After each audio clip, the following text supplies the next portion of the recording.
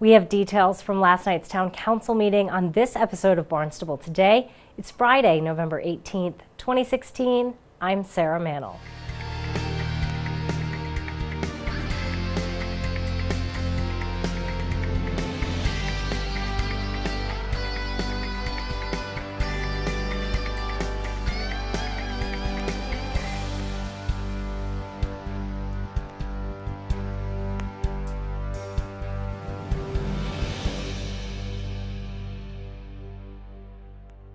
A measure that could have limited the number of commercial vehicles allowed on residential property is not moving forward. Councilor Will Crocker last night requested that council withdraw the ordinance. We're having some more discussion, I think, as we need to be able to look at this from a point of view. We're having difficulty actually trying to figure out what the parameters are going to be. We've had a number of meetings on it, and we just, it's a difficult topic to be able to satisfy everyone's needs on this. So we want to just basically take it all back again and start fresh and start again. Council approved the withdrawal. There will be no change in the allocation of the tax levy in Barnstable. Last night, Town Council voted to adopt a factor of 1 as opposed to a split tax rate. Council also voted to approve a 20% residential exemption. Director of Assessing Jeff Rudziak talked about both issues. Actually, I'm going to make this even faster than we did last time. We went through, the tax levy, we went through the valuation changes, we went through all the charts that tell you how wild the stuff can get. You've looked through all that. So you're here tonight to vote on two things: whether you split the tax rate or not, and whether you adopt a residential exemption and keep it at 20%. Those two things alone. Now, for a history on that, for 10 years you have done both of those. And that same option tonight would actually result in the least impactful tax change for your taxpayers in the town. So as usual, the Board of Assessors will tell you that no split tax rate, vote a rate of 1. And of course, don't have any exemptions, but you'll do what's practical for the town. So the chart is up there. I will entertain questions if there are any, and otherwise I will get out of your way. Both of these tax levy allocation measures have been in place for the past decade. The Town Council approved spending $1.4 million for mitigation of emerging contaminants in our water. Town Manager Mark Ells detailed how the money will be spent for the council prior to the vote. Here with me tonight is Director of Public Works, Dan Santos, and Division Head of our Water Supply Division, Heinz Kaiser, in the event that you have any questions beyond the scope that I can answer. A summary of this request: in 2015, the EPA mandated testing of the Hyannis water system for contaminants of emerging concern and identified the presence of perfluorinated compounds in the Mary Dunn well field that exceeded provisional federal health advisory for these compounds. Working with Mass DEP, the Department of Public Works leased and installed 2 granular activated carbon treatment systems on the Mary Dunn wells number 1 and 2 in June of 2015. On May 19, 2016, EPA announced a final health advisory for perfluorinated carbon compounds in the drinking water.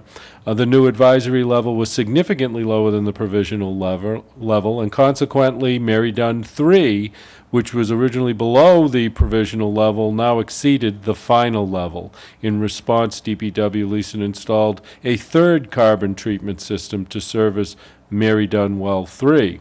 As a result of the final EPA health advisory, the use of 3 wells in the Mar well field currently exceed the new standard, and they have significantly curtailed the use of those wells. The town has entered into an agreement with the town of Yarmouth to provide water from their system through an interconnect in the vicinity of the Mahar well fields. When the FY17 operating budget was prepared, it was not anticipated that Mary Dunn 3 nor the Mar wells would be impacted by this. Consequently, additional operating funds are required to purchase water from Yarmouth in the amount of $985,000. Centerville, Osterville, Marston's Mills Water Department $110,000. And to maintain and operate the carbon treatment system on the Mary Dunn number 3 well, estimated at $170,000. To maintain that the Barnstable, the town maintains that the Barnstable Fire Training Academy is a source of the contamination, and also could contribute to the Mar well fields. We have put in here an estimated budget if we pursue legal experts, expert witnesses and consulting services in the amount of $170,000. These are all estimated amounts. They have not been expended at this point, though we are in the process certainly of utilizing water from Yarmouth to make sure that we stay below this standard or this advisory level while we are in the process of designing filters for the Marha well fields. We have had discussions with Yarmouth about the cost of water, and originally we weren't anticipating, obviously, this amount, or else we would have asked for it in the FY17 budget. The other costs are projected. If they are not expended, the money will go back to the reserve of the enterprise fund. Council voted unanimously to approve the expense. Funding for that project will be paid for from cash reserves. Town Council voted to accept a $177,000 grant that will help pay for overtime. Lieutenant John Murphy described how that grant will be used. The first one, 2017-035, is the acceptance of a fiscal year 17 911 Department of Support Services incentive grant. The background of this is the police department has applied for and was awarded a 911 support and incentive grant from the Commonwealth of Massachusetts Executive Office of Public Safety and Security, State 911 Department, in the amount of $177,282. $177,282. The police department serves as the primary public safety answering point, for lack of a better term, the PSAP, in that it receives all categories of 911 calls, fire, police, and medical emergencies, then dispatches the appropriate services according to the type and needs of the call. The Barnstable Police Department proposes that this funding be used to fund overtime costs incurred in the operation of the department's 911 telecommunications center. The acceptance of this grant would allow the department to replace qualified personnel in that area during understaffed shifts without incurring any undue overtime expenditures. This is a reimbursement grant for overtime. The council voted unanimously to accept that grant. The council also voted to accept a $100,000 grant to pay for department training. Lieutenant Murphy again talked about how that grant will be used.